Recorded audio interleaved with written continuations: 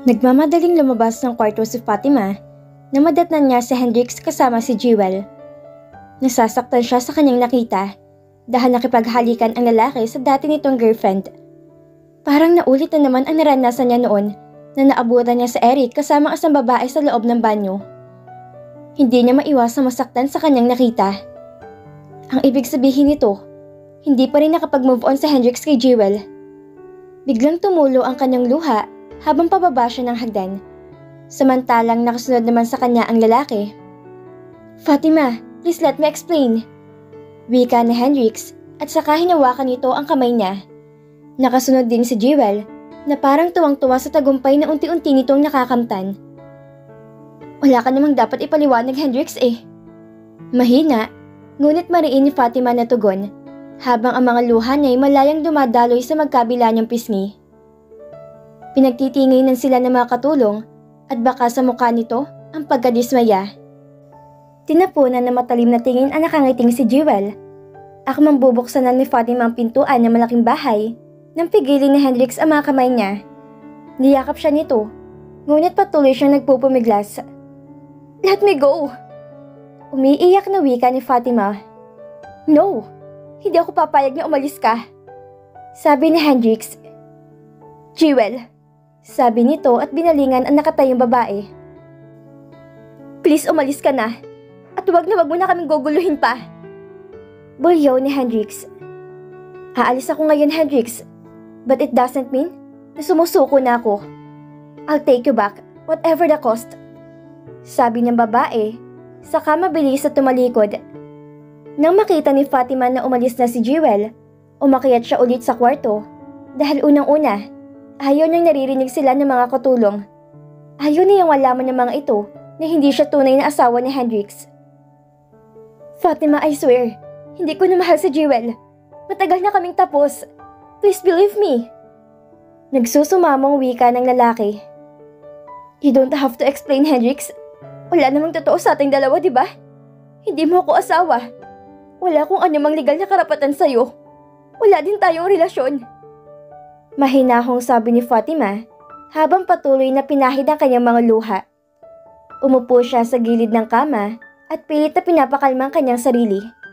Samantalang nakaupo naman si Hendrix sa sofa at matamang nakatingin sa kanya. Nagkaroon ng konting katahimikan pagkaraan ng ilang sandali nang kumalma na siya. "Magtatapos sa next week ang ating kontrata, Hendrix. Aalis na rin ako sa bahay na to. Hindi naman ako nagagalit sa'yo. Dahil unang-una, alam ko naman kung ano lang papel na ginagampanan ko sa buhay mo. Pero masakit lang, Hendrix. Dahil..." Bigla siyang natigilan at hindi niya naipagpatuloy ang kanyang sasabihin. "Dahil ano, Fatima?" Tanong ni Hendrix. Umiling lang si Fatima. Ayaw niya magkamali sa kanyang sasabihin. Hindi pa niya tiyak kung mahal nga ba niya si Hendrix. Patuloy pa kasi niyang iniisip si Eric. At kapag naalala niya to, labis siyang nasasaktan. "Hendrix, wag mo na akong bayaran kapag natapos ng kontrata. May pera pa naman ako eh. Sapat na to para makapagsimula ng panibagong buhay sa probinsya." Sabi niya. Seryoso lang na nakatingin sa kanya ang lalaki at patuloy na nakikinig sa kanya. Pagkatapos narinig niyang nagpakawala to ng malalim na buntong hininga. "Sa Miyerkules, next week, aalis na ako, Hendrix." Aniya, hindi ni Fatima maiwasang maging emosyonal. Kahit papaano naman, nasanay na siya sa bahay. Nakagaan ng loob na rin niya ang mga katulong. "Fatima, pwede ba pagkatapos lang ng birthday ko?" Bigla naman siyang naawa sa lalaki. Oo nga naman, birthday nito sa susunod na linggo. Kaya ano ba naman na mag-stay muna siya ng ilang araw para mapagbigyan lang ang kahilingan nito. "Sige, Hendrix. Salamat, Fatima." Hanggang sa dumating na ang araw na matapos ng kontrata niya kay Hendrix. Ang ibig sabihin nito, simula bukas, magiging malaya na siya sa kasunduan. Dapat sana maging masaya siya, ngunit kabaligtaran ang nangyari. Hindi ni Fatima mapigilang makaramdam ng lungkot kahit may 2 araw pa siya magstay sa bahay dahil sa pakiusap ng lalaki, nahihintay niya muna ang kaarawan nito. Sa Biyernes na ang birthday ni Hendrix at kailangan kaya nag-isip siya kung ano maaari niyang irigalo. Mars, ang lalim ng iniisip mo ah. Sabi ni Kay sa kanya. Wala Mars. Mamaya na lang tayo mag-usap at may tatapusin pa ako. Hindi naman nangungulit ang kaibigan niya at bumalik na rin to sa trabaho. Hanggang nakatuon ang kanyang mga mata sa kanyang computer screen, hindi pa rin ni Fatima maiwasang isipin ang maaaring mangyari pagkatapos ng birthday ni Hendrix. Ngunit di na bale, magre-resign na lang siya sa trabaho at uuwi ng probinsya. Gusto na rin niya makasama ang kanyang pamilya. Total, may natitira pa naman siyang pera mula doon sa paunang bayad na inihulog sa kanya ni Hendrix. At kahit pa nga hindi siya bayaran pa sa kabuang halaga, malaki pa rin ang pera niya at maaari siya makapagtayo ng negosyo. Hindi ni Fatima namalayan ang mabilis sa pagtakbo ng oras. Hanggang sa mag-lunch break na, nagaya niya si Kay sa kanya kaya tumayo na siya at sumunod gito palabas ng bangko. Mars, birthday ni Hendrix sa Biyernes ah. Umatan ka ha? Sabi niya. Ganun ba Mars? Yeah, sure. Nakangiting tugon nito. Iniisip ko nga Mars kung anong pwede kong regalo sa kanya. Ano pa ba nga naman ang wala sa kanya, di ba? Saglit namang nag-isip si Kay. Alam ko na Mars. Bigyan mo na lang ng smartwatch. Usal nito. Okay, I think that's good idea Mars. Samahan mo ako mamaya ha? Sabihin ko na lang kay Hendrix na wag na ako sunduin dahil may pupuntahan tayo. Aniya. Pagkatapos nilang kumain, bumalik kaagad sila ng Banco de Oro. Dahil hindi pa naman oras ng trabaho, nag-scroll muna si Fatima sa cellphone niya at nag-log sa kanyang Facebook account. Ngunit, biglang nakaramdam siya ng inis na makita niya ang tag post ni Hendrix galing to kay Jewel at ang caption, I know you still love me. I'll take you back and this time, I'm not letting you go. Tanong niya sa sarili. Bakit pa nga ba hindi pa nakabulak si Jewel sa account ni Hendrix? Does it mean may damdamin pa rin to sa dating nitong girlfriend? Kung sa bagay naman, magtatapos na rin ang kontrata nilang dalawa ng lalaki. At pagkatapos nun, wala na siyang pakaalam kung babalikan nito ang dating nitong girlfriend. Buo na rin ang kanyang desisyon na uuwi na siya ng probinsya at magre-resign na siya sa trabaho sa Banco de Oro. Wala namang dahilan para manatili pa siya sa Maynila. Siyempre, malalaman ng lahat ang tungkol sa kontrata. At alam niya na may iba talaga mag-iisip na masama tungkol sa pakikipagkasundo niya sa lalaki. Upang maiwasan niyang masaktan sa posibleng maririnig niya, lalayo na lamang siya at magsisimula ng bagong buhay, kasama kanyang pamilya. 4:00 pa lang na madaling araw, gumising na si Fatima at agad na nagtungo sa banyo para mag-shower. Gusto niyang ibuhos ang buo niyang panahon para sa pagdiriwang ng kaarawan ni Hendrix, kaya nagpaalam siya kahapon sa kanilang manager na magli-leave muna siya ngayon para personal niyang maasikaso ang birthday ng lalaki.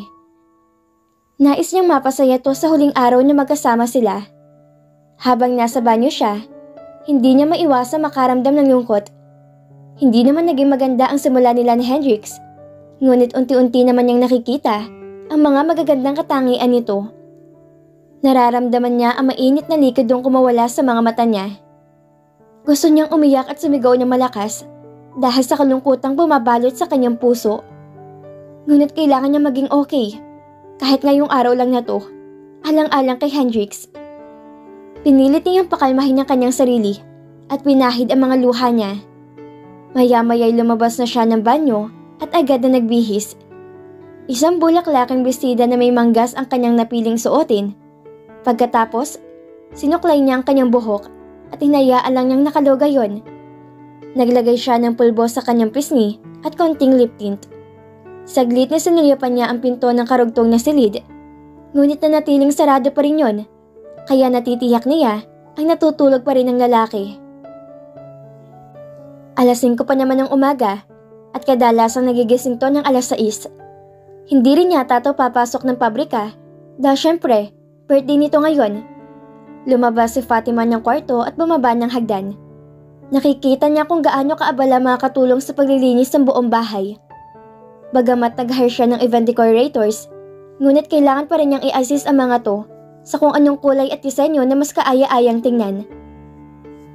Mamayang alas 7 ng gabi gaganapin ang birthday party at sa pagkakaalam ni Fatima, imbitado lahat ng mga empleyado sa pabrika at ang lahat ng mga kaibigan ni Hendrix. Pinaimbita din sa kanya ang mga kasamahan niya sa bangko at pupunta din ang ibang mga kamag-anak na lalaki. Good morning po, ma'am. Sabay-sabay na bati ng mga katulong. Magandang umaga naman sa inyo. Ang busy natin Nakangiting sabi ni Fatima. Ano pa pong kakailanganin, manang? Huwag po kayo mag-atubili magsabi sa akin kung sakaling may kulang pa po. Sabi niya. Wala na po, ma'am. Okay na po ang lahat. Magalang na tugon ni Aling Remy. Habang abala si Fatima sa pag-a-assist sa event decorator, bigla siyang napapiglag nang yapusin siya ni Hendrix. Hindi naman niya napansin ang paglapit nito. Nakatingin tuloy sa kanila ang mga katulong at event decorators at ngumiti-ngiti pang mga ito. Babe, happy birthday! Sabi ni Fatima. Wala man lang bang halik dyan? Nakangiting tugon ni Hendrix. Ma'am, kiss daw, sabi ni sir. Sabay-sabay na sambit ng mga katulong. Bigla na lang si Fatima na namula sa mga panunokso nito. Nakatingin silang dalawa ni Hendrix. Ikaw talaga? Nakakahiya naman. Sa harap pa talaga nila? Natampal niya ang braso nito. Ma'am, pagbigyan niyo na po. Total birthday naman po ni Sir Wika ng isang event decorator. Napangiti na lang si Fatima sa pangulit ng mga naroon. Tumitig muna siya sa lalaki, saka siya kinitilan ng halik sa labi. Nagpalakpakan naman ang lahat at halatang tuwang-tuwa sa kanilang nasaksihan. Thank you, babe. Masuyong wika ng lalaki. Mabilis na lumipas ang mga oras at alas 6 na ng gabi.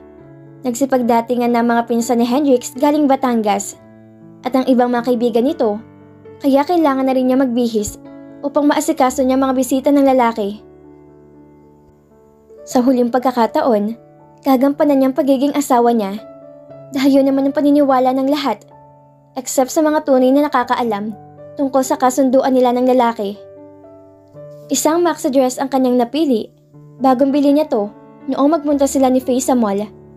Nagustuhan kasi niya ang disenyo at estilo nito, pati na rin ang kulay ng mga pagka-baby pink. Naalala niya ang birthday gift niya para kay Hendrix. Ngunit mamaya na lang niya to ibibigay pagkatapos ng party. Pagkaraan ng ilang sandali, bumukas ang pinto at isang napakagwapong nilalang ang tumambad sa kanyang paningin. Kahit ilang beses na ni Fatima nasilayan ang mukha nito, ngunit hindi pa rin nakakasawang titigan ang mapupungay nitong mga mata na parang lagi nangungusap. Ang matangos itong ilong at perpektong hugis sa mukha. Mas lalo itong gumapo sa suot itong semi-formal attire. He was wearing a dark colored suit with a dress shirt and blazer paired with a tailored trouser pants. Nakangiti itong lumapit sa kanya at buong pagsuyong tinitigan niya to. Ang gwapo naman ng birthday celebrant. Aniya. Wow! Talaga lang ha? Ngayon ko lang yata narinig sabihan mo ako ng gwapo, Fatima. Nakangiting tugon ni Hendrix. Ngayon mo pa pala na-realize na gwapo ako? Hindi, matagal na. Pero ngayon ka lang sinabi. Kumunot ang noo ng lalaki at napakamot to sa batok. Kaya hindi niya napigilang tumawa dahil ang cute naman talaga nito. Nagtawanan silang dalawa at mas lalo siyang napahalakhak nang kilitiin siya nito sa tagiliran. Uy, tama na! Baka magusot yung damit ko! Saway niya. Tumigil naman ang lalaki, seryosong tumingin sa kanya. Pagkatapos, nagpakawala to ng isang malalim na buntong hininga. Nababasa ni Fatima sa mga mata nito ang kalungkutan sa likod ng mga ngiti nito. Hendrix, naalala mo ba ang lola mo? Tanong niya. Namimiss ko lang siya, Fatima. Siya lang kasi nagmamahal sa akin ng totoo Bakit ba kasi lahat na lang na nagmamahal sa akin nawawala? Unang-una si Daddy, tapos sumunod naman si Lola. At ngayon, bigla itong natigilan at hindi na itinuloy pa ang nais itong sabihin. At ngayon ano, Hendrix? Tanong ni Fatima. Ngunit umiling lang ang lalaki at kinabig siya nito. Oy, walang ganyanin ha? Birthday mo naman ngayon, kaya dapat masaya lang. Sabi niya. Naramdaman kasi niyang nagiging emosyonal to at baka mahawa na rin siya at mag-iyakan pa silang dalawa. Tara na at namaasikaso natin ang mga bisita mo. Yaya niya dito. Magkasama silang lumabas ng kwarto at magkahawa kamay na bumaba ng hagdan. 6:30 pa lang naman, kaya konti pa lang ang tao sa party venue. Napakaganda ng decoration. Palibhasa, mga professional event decorators ang nag-ayos ng lahat. Napaka-elegante ng mga kortina, pati na rin mga table skirting at chair covers. Nakahanda na rin ang mga pagkain sa mahabang mesa. Inilagay din doon ang 3 layer na cake na siya mismo ang pumili ng disenyo. Isang red carpet na inilagay sa gitna na may mga balloon sa bawat gilid. Sir, happy birthday! Bati niya mga katulong na makababa na sila sa unang palapag. Maraming salamat sa inyo. Sumunod naman bumati sa kanya ang mga kasama nito sa trabaho at ilang mga kaibigan nito. Iginala ni Fatima ang kanyang paningin dahil hindi pa niya nakikita si Leandro at Zaza. Hindi naman maaaring mawala ang mga to dahil sila ang mga malalapit na kaibigan ni Hendrix. Ngiti lang at tinugon niya sa bawat pagbibigay galang sa kanya ng mga empleyado ng pabrika. Para kasing nahihiya siya dahil hindi naman siya totoong asawa ni Hendrix. Ngunit kailangan na lang niyang pangatawanan. Total, aalis na siya bukas sa pamamahay ng lalaki. Maging sa buhay nito. May kung anong lungkot na naman ang nararamdaman niya sa kanyang puso sa tuwing may isip niyang aalis na siya bukas. Lumingalinga siya sa paligid at hinanap ng kanyang mga mata si Madam Romina. Hindi ba to darating? Tanong ni Fatima sa kanyang sarili. Dapat kanina pa sana to nandito, gayong kaarawan naman ng anak nito. Sa tingin niya, kulang nga taga to ng pagmamahal kay Hendrix, kaya hindi niya taga masisisi ang lalaki kung malayo ang loob nito sa mami niya. Bigla siyang nakaramdam ng awa kay Hendrix habang pinagmamasdan na tong nakikipag-usap sa mga kasamahan sa pabrika. Kani-kanina lang, kasama naman siya nito, ngunit nag-excuse siya dahil feeling niya na out of place siya doon. Hi Fatima! Bati sa kanya ng pinsan ni Hendrix na si Rika. Hi Rika! Bakit mag-isa ka dito? Tanong ng babae. Hindi ako nakaka-relate sa mga pinag-uusapan nila eh. Nakangiting sabi niya. Tuwang-tuwa siya habang kakwentuhan si Rika. Madaldal kasi to at palabiro din, katulad ng kaibigan niyang si Faye. Oo nga pala, si Faye, bakit wala pa? Sa isip niya, baka na traffic lang to. Hindi naman to tumawag sa kanya kung sakaling hindi to makakapunta. Buti na lang at nandito si Rika. At least, hindi siya na-bored dahil may nakakausap siya kahit papano. Maya-maya dumating na rin ang kaibigan niya.